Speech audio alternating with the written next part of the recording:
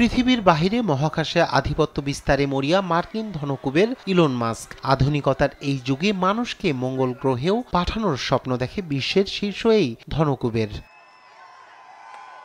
এরই ধারাবাহিকতায় বৃহস্পতিবার যুক্তরাষ্ট্রের টেক্সাস থেকে ইলন মাস্কের মালিকানাধীন মহাকাশ গবেষণা প্রতিষ্ঠান স্পেসএক্সের স্টারশিপ রকেটের সর্বশেষ পরীক্ষামূলক উৎক্ষেপণ চালানো হয়। তবে উৎক্ষেপণের কয়েক মিনিট পরেই ত্রুটির কারণে ভেঙে টুকরো হয়ে যায় মহাকাশযানটি। এটি ছিল স্পেসএক্স রকেটের সপ্তম পরীক্ষা।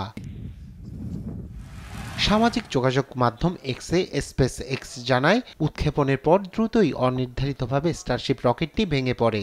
স্পেসএক্সের দাবি, এ ধরনের পরীক্ষার মধ্য দিয়ে তারা যা শেখে তা থেকেই সাফল্য আসে। এই উৎক্ষেপণ স্টারশিপের নির্ভরযোগ্যতা বাড়াতে সহায়তা করবে বলে জানান তারা। রকেট উৎক্ষেপণে ব্যর্থ হলেও হতাশ নন স্পেসএক্সের সিইও ইলন মাস্ক। রকেটের ধ্বংসাবশেষের ছবি সোশ্যাল মিডিয়ায় শেয়ার করে তিনি লেখেন, সাফল্য অনিশ্চিত তবে বিনোদন নিশ্চিত। রকেটের উন্নত সংস্করণ এরই মধ্যে উৎক্ষেপণের অপেক্ষায় রয়েছেন তিনি। এদিকে স্পেসএক্সের রকেট বিপর্যয়ের খবর আসতেই মিয়ামি আন্তর্জাতিক বিমানবন্দরে পরপর নামিয়ে আনা হয় বেশ কিছু বিমান। এছাড়া রকেটের ধ্বংসাবশেষের সাথে সংঘর্ষ এড়াতে অন্তত 20টি ফ্লাইটের যাত্রাপথ পরিবর্তন করে অন্য বিমানবন্দরে সেগুলো নামিয়ে দেওয়া হয়। এর ফলে ভোগান্তির শিকার হয়েছেন যাত্রীরাও।